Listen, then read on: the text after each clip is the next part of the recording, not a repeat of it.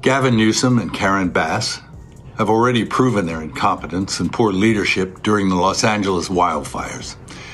Now, as we experience rampant lawlessness and civil unrest, it's never been more clear California's in a state of turmoil. And I ask my fellow Angelenos, why are Gavin Newsom and Karen Bass still in office? Mel, any message from you to Governor Newsom or Karen Bass tonight?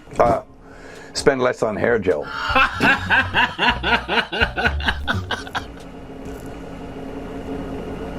That's it. Yeah. You know, what can I say to them? Not big admirer of either. I don't like him either. Imagine Gavin Newsom strutting like California's crown prince, sipping his kale juice, when suddenly Mel Gibson storms in like he's filming Braveheart 2, the governor's roast. Newsom thought San Francisco sidewalks were his biggest problem, but Gibson ripped into his ego like a flimsy IKEA shelf. This wasn't debate, it was demolition, and Newsom was the crash test dummy. Gibson didn't just roast him, he torched him like a Malibu bonfire in August. We deserve much more and much better, and there is absolutely no adequate excuse the governor or mayor can make for this gross mismanagement and failure to preemptively deal with what they knew was coming. California didn't just elect a governor, it cast the lead in a never-ending soap opera called As the State Burns. Gavin Newsom doesn't lead, he performs. He's like a man auditioning for the part of responsible leader in a toothpaste ad, all while the house behind him collapses in flames. His track record reads like a masterclass in draining a state of talent, money, and sanity. Yet somehow, he still finds time to practice that polished smirk in the mirror. And Mel Gibson had some very interesting things to say about California Governor Gavin Newsom's failure to prepare the state for these catastrophic wildfires that are ravaging LA still. In 2019, I think Newsom said, you know, I'm going to take care of the forests and maintain the forests and do all that kind of stuff. He didn't do anything. Didn't do anything. And then on top of that, they cut the water off. Yeah, that's right. Yeah, it's all funny. And then I think all our tax dollars probably went for Gavin's hair gel. I don't know, but it's like, you know, it's sad. It's like the place is just on fire. If you are enjoying this takedown, please hit that subscribe button. He's got the posture of a superhero, the hair of a shampoo model, and the backbone of a jellyfish. Newsom is the type of politician who could stroll through a pothole-riddled street, fall right in, blame the asphalt, and then launch into a 20-minute speech about innovation. How much more of their destructive decision-making masquerading as leadership are we going to tolerate? It's time to take back our community and our state and put the power and the privilege in the hands of competent leaders whose goals are to protect us and the way of life this nation was founded upon and promises to offer. That's all.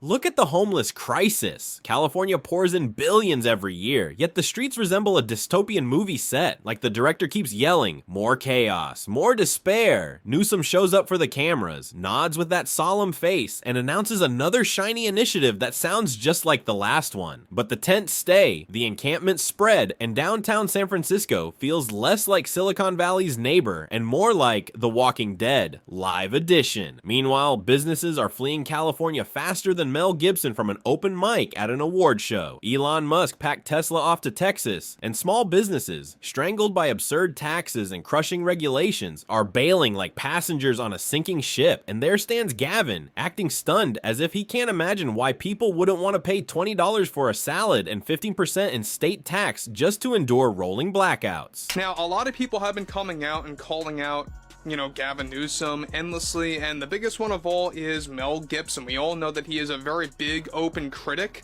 of Gavin Newsom, and he continues to actually do that, and rightfully so, because we already know that there's a lot of issues going on right now within the state of California. When it comes to blackouts, California's power grid has turned into a bad comedy sketch. People pay the highest energy bills in the country, only to sit in the dark while their freezers melt. Gavin brags about California's green leadership, but in reality, that means importing power from other states just to keep the lights on. Residents are basically practicing survival skills like it's summer camp, except instead of roasting s'mores, they're losing hundreds in spoiled groceries. Gavin calls it progress. The rest of the country calls it pathetic. And then there's water. California sits between an ocean and snow-capped mountains, yet every year Newsom lectures residents to stop watering their lawns because apparently saving fish matters more than saving farms. Farmers are desperate, reservoirs are bone dry, and Gavin's solution is always more restrictions. He manages water like a toddler with finger paint. Sloppy, messy, and guaranteed to end in disaster. If Mel Gibson ever films another Mad Max, he won't need a desert set. He can just point the camera at Gavin's California and yell, "Action!" Gibson lost his house in these wildfires. And what you just saw there was an effort to recall the governor and Mayor Bass. Does his star power in this matter? It matters in the sense we're playing it now on national television on a highly rated Fox and Friends first show, and that has gone viral on social media.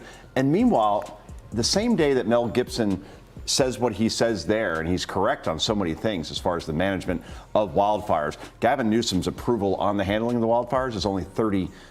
Wow.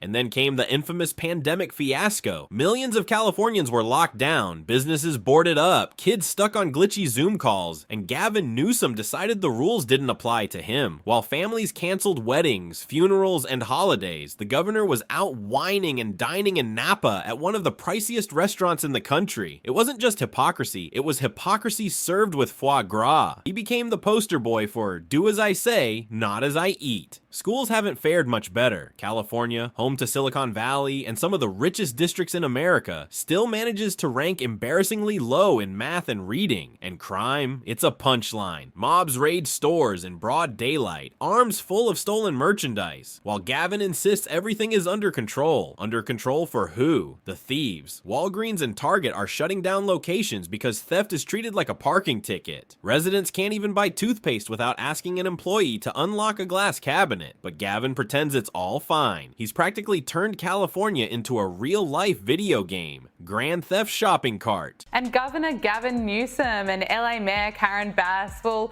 they were also suggesting that LA was under control. They had it covered while, of course, LA was essentially burning. And they've been blaming Donald Trump for all the chaos in LA, while Gavin Newsom has been trying to emerge as the strong leader of the Democrats as he eyes off the presidency in 3 years' time. But actor Mel Gibson has spoken out, blasting the governor and the mayor, rightfully so, for their disastrous leadership. Housing is another showcase of Gavin's incompetence. Average people can't even dream of owning a home anymore. Young professionals are stuck with 4 roommates well into their 30s, and families are crammed into tiny apartments. Gavin's answer? Another vague, affordable housing plan that never materializes. He'll cut a ribbon on a shiny new project with 15 units, in a state with millions of renters drowning in debt. At this pace, California might fix its housing crisis by the year 3050. And then there are his national ambitions.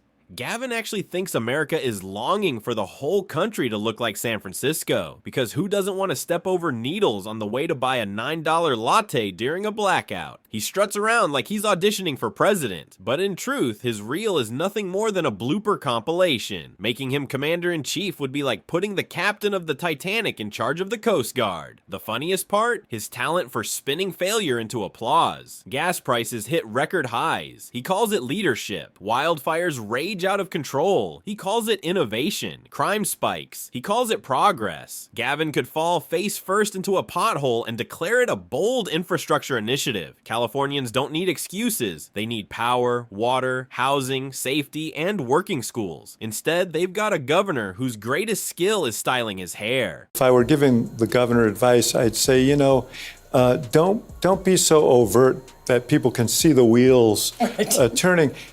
The obvious question would be, well, you've been governor of California for 6 years. You were lieutenant governor for many years before that. When did you have this epiphany? Right.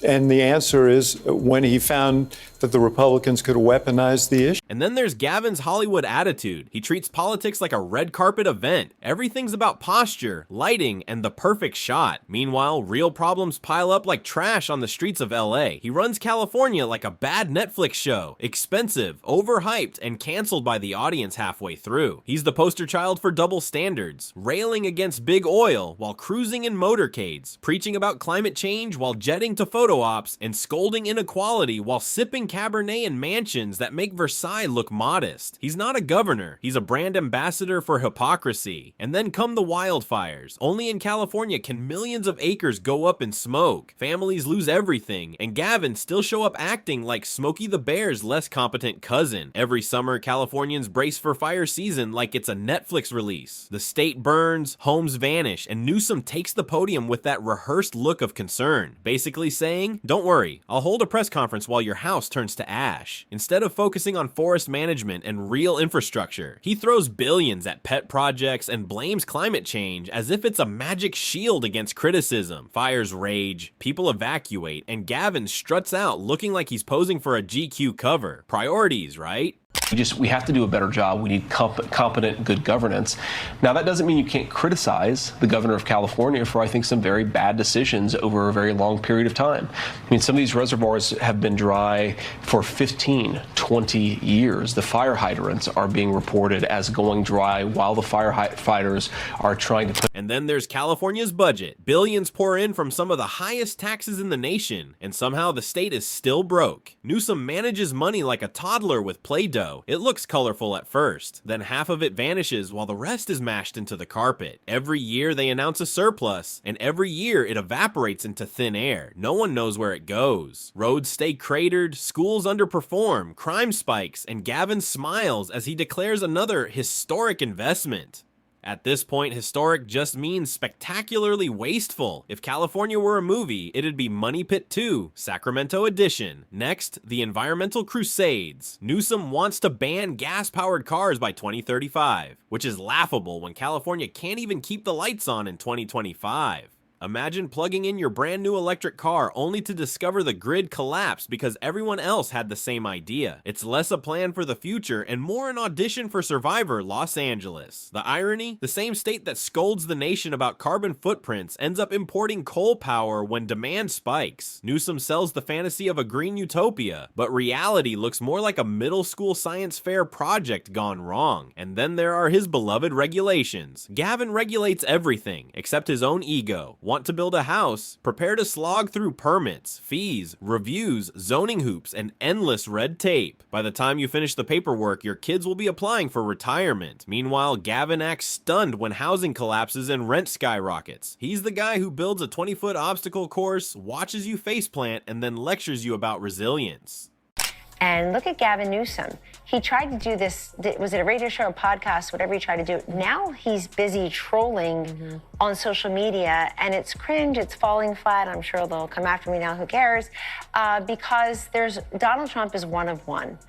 Only he can do what he's done with social media, with podcasts, in the way he's done it. 900 rallies and counting. For a bonus laugh, let's start with gas prices. Somehow, Californians always pay more than anyone else in the country. Texans fill their tanks for the cost of a cheeseburger, while Californians practically need a small business loan just to commute. Newsom points fingers at greedy oil companies, all while ignoring the mountain of state taxes and regulations he stacked on himself. It's like setting your own house on fire and blaming the match company. Mel Gibson wouldn't even need to roast this. Just flash a California gas pump with the sign, "Insert kidney to continue." And then there's the population flight. Families, businesses, retirees, anyone with options is fleeing east. Texas, Florida, Arizona are rolling out welcome mats for California refugees. It takes a lot to trigger a recall, but Gavin managed to alienate enough people to make it happen. And though he survived, it wasn't love that saved him. It was chaos. His opponents were even less organized than his policies. That's not victory, it's dumb luck. Public safety? Another disaster. Shoplifting under $950 is practically legal, and criminals figured it out faster than kids learning video game cheat codes. Smash and grabs became California's new pastime, with mobs raiding stores in broad daylight like Black Friday on steroids. Gavin's solution? Pretend it isn't happening. He insists California is safe, while residents install bars on their windows and stores shut down entire locations. millions. The jewel of the West Coast has become a cautionary tale parents use to scare their kids. And yet Gavin still eyes a national run because apparently America needs San Francisco's chaos on a federal scale. He actually believes voters will say, yes, bring your brand of dysfunction to Washington. If he ever reached the White House, half the country would live in tents. Gas would hit $12 a gallon, and cities would compete to see who bans plastic forks the fastest. His presidential dream isn't ambition, it's delusion wrapped in hair gel.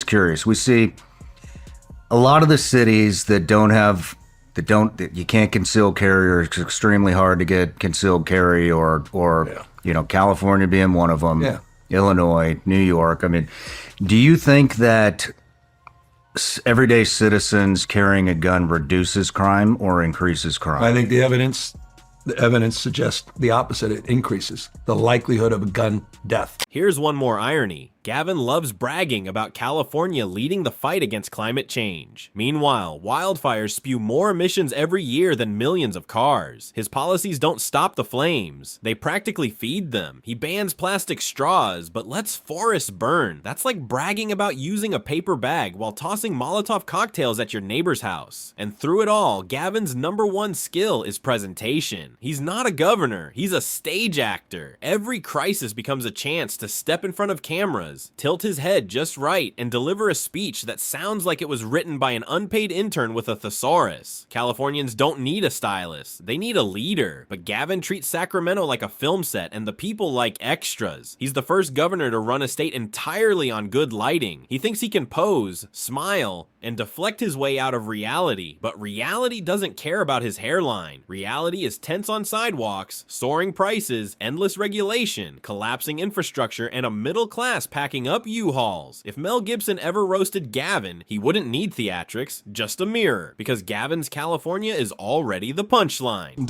He plays this slick little game of words. He doesn't say crime goes up, he says gun deaths go up. Why? Because that phrasing triggers your brain into thinking guns are the problem. But let's break that down. If you've got more guns in one state than the other, obviously the number of deaths involving guns is going to be higher in that state. That doesn't mean it's more dangerous. It just means the tools used are different. You know where the gun death rate is low? At the end of it all, Gavin Newsom isn't a leader. He's a cautionary tale wrapped in designer suits and hair gel. California was once the dream, the promised land, the place people flocked to for opportunity. Under his watch, it's become the land of potholes, blackouts, and price tags so outrageous even Beverly Hills matrons raise an eyebrow. He's not running a state, he's running a PR campaign, and the product is pure dysfunction. The funniest part? He still thinks this disaster reel is a resume for higher office. Gavin truly believes Americans want California's circus scaled up nationwide, as if rolling blackouts and tent cities are export-worthy innovations. He pictures himself in the Oval Office, but in reality, he's the political version of a rejected pilot episode. Glossy, overproduced, and completely unwatchable. If history remembers him, it won't be for brilliance or leadership. It'll be for the irony of a man who looked the part of a governor, but governed like a stage extra. The hair will gray, the smirk will fade, but the wreckage he leaves behind will last. Gavin Newsom isn't California's future. He's the blooper reel America never asked for.